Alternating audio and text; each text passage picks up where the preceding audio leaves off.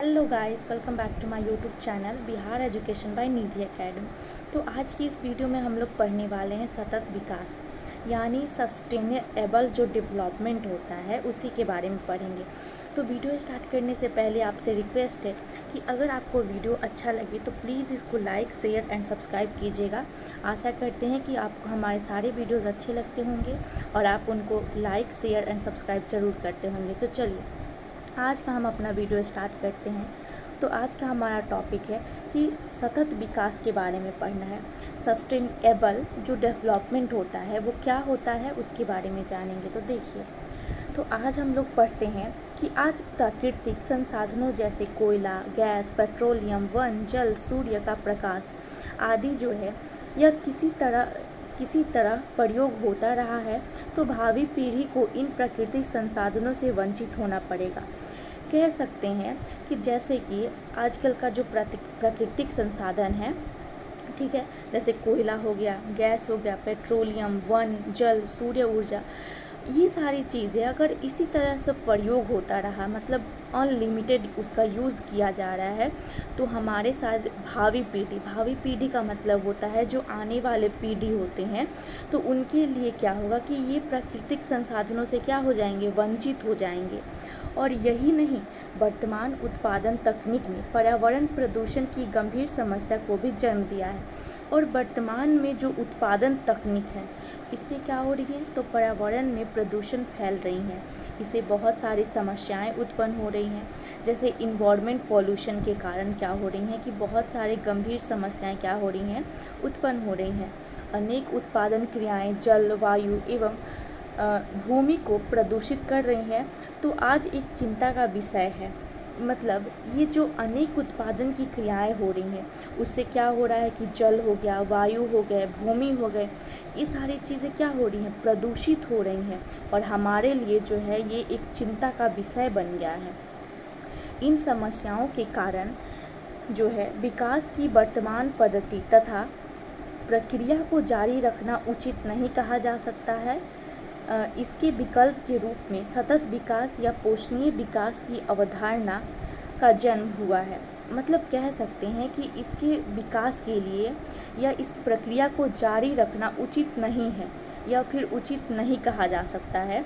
तो इसके लिए हम लोगों ने क्या किया है कि सतत विकास, जिसको पोषणीय विकास की अवधारणा के जन्म देते हुए कहा गया है कि एक सतत विकास का मतलब लागू किया जाए, एक सतत विकास जो है बनाया जाए, ताकि ये जो सारी चीज़ें हो रही हैं, प्रदूषण फैल रहा है, तो इन सारी चीज़ों को कंट्रोल में किया जाए। देखिए, तो सतत विकास क्या होता है, ये इम्पॉर्टेंट क्वेश्चन है, इसको टिक लगा लीजिएगा। ये पूछा जाता है एग्ज़ाम में कि सतत विकास की अवधारणा क्या है या सतत विकास का मतलब क्या होता है, ठीक है। तो देखिए, सतत विकास क्या होता है, इसका डिफिनीशन आता है एग्ज़ाम में, तो आप लोग याद रखेंगे। तो देखिए, यहाँ पे डिफिनीशन बता रहा है कि सतत विकास का शाब्दिक अर्थ है ऐसा विकास जो जारी रह सके, टिकाऊ बना रह सके।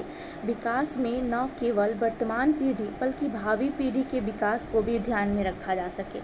देखिए, सतत विकास क्या है, तो सतत विकास का शाब्दिक अर्थ मतलब शब्द के आधार पर उसका अर्थ देखें तो उसका मतलब होता है कि ऐसा विकास जो जारी रह सके और लंबे समय तक बना रहे, और ये न केवल अभी के पीढ़ी का ध्यान रखे बल्कि आने वाले जो हमारे पीढ़ी हैं उनका भी क्या रखे, ध्यान रखे। इसी को हम लोग क्या बोलते हैं, सतत विकास बोलते हैं, ठीक है।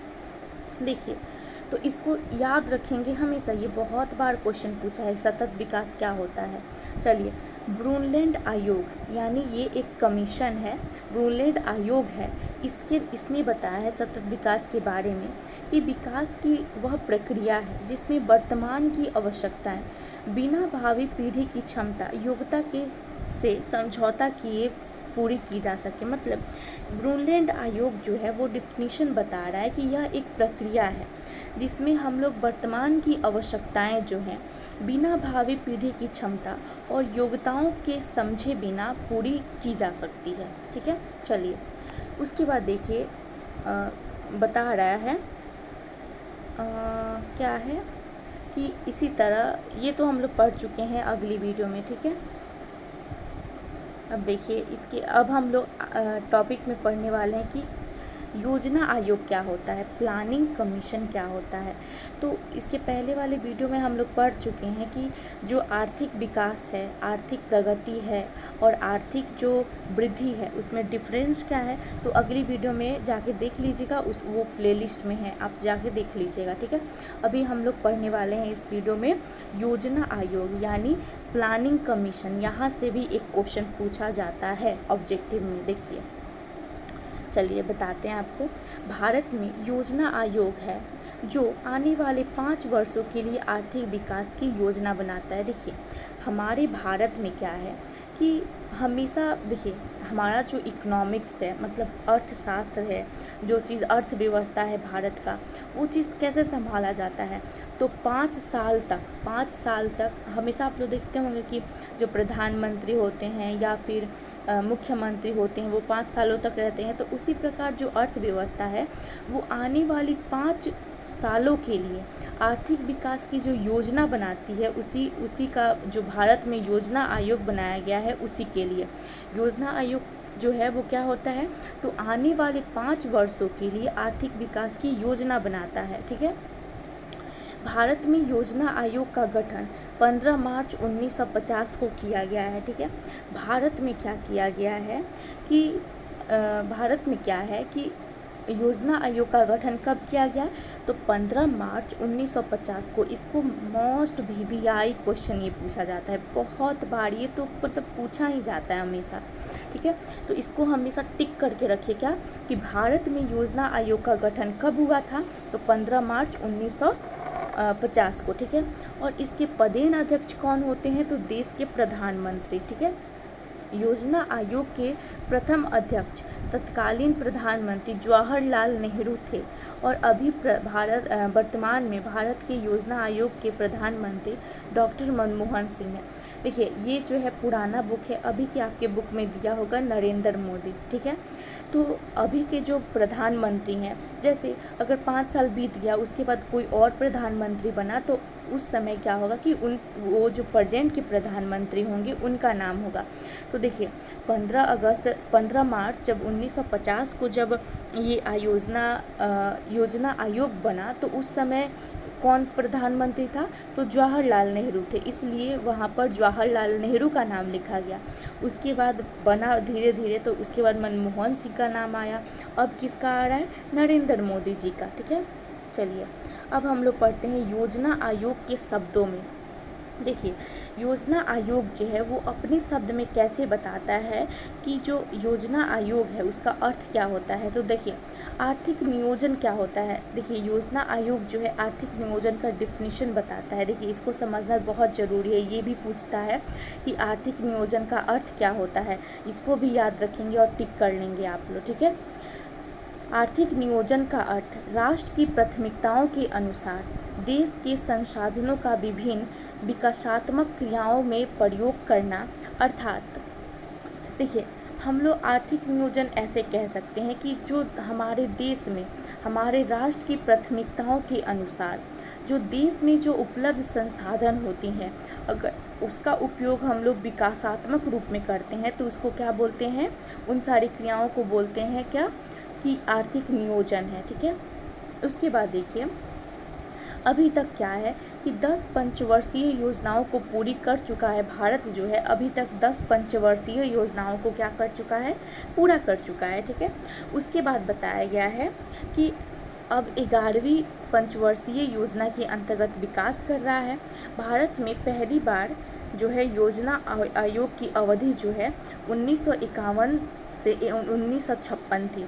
ये भी टिक कर लेंगे, आपको यहाँ से मोस्ट VVI ऑब्जेक्टिव क्वेश्चन बनता है क्या कि भारत में सबसे पहले पंचवर्षीय योजना कब शुरू किया गया था, तो 1951 से लेकर के 1956 तक। और उसके बाद आप जोड़ते जाइए 5-5 साल, तो 1956 हो गया, फिर 5 साल जोड़ लिए 1961 हो गया, ठीक है।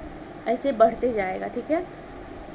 उसके बाद देखिए क्या है कि भारत जो है, भारत को आर्थिक विकास का श्रेय नियोजन को दिया जाता है। देखिए भारत में क्या है, आर्थिक विकास का श्रेय जो है नियोजन को दिया जाता है। भारत में नियोजन के मुख्य उद्देश्य क्या क्या हैं, तो देखिए आर्थिक विकास की दर को बढ़ाना, कृषि एवं उद्योग।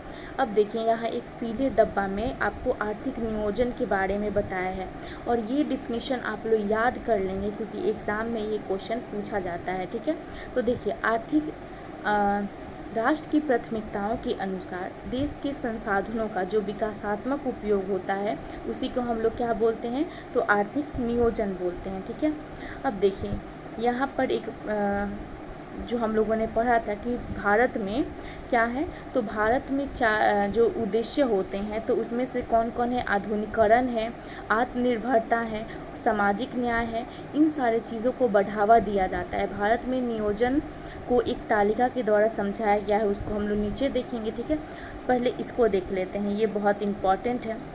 भारत में योजना आयोग का गठन 15 मार्च 1950 को किया गया था। आयोग के अध्यक्ष पदेन भारत के प्रधानमंत्री होते हैं।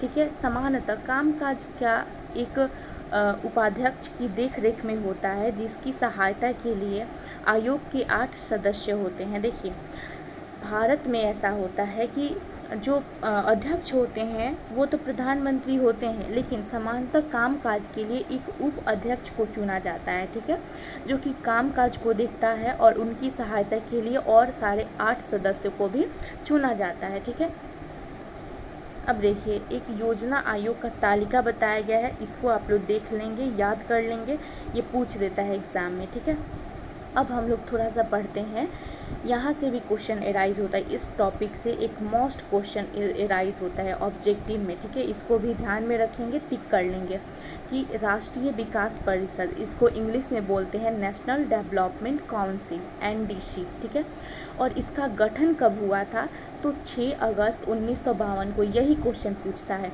कि राष्ट्रीय विकास परिषद का गठन कब हुआ था, तो 6 अगस्त 1952 को हुआ था। और इसका गठन आर्थिक नियोजन हेतु राज्य सरकारों तथा योजना आयोग के बीच तालमेल तथा सहयोग वातावरण बनाने के लिए किया गया था।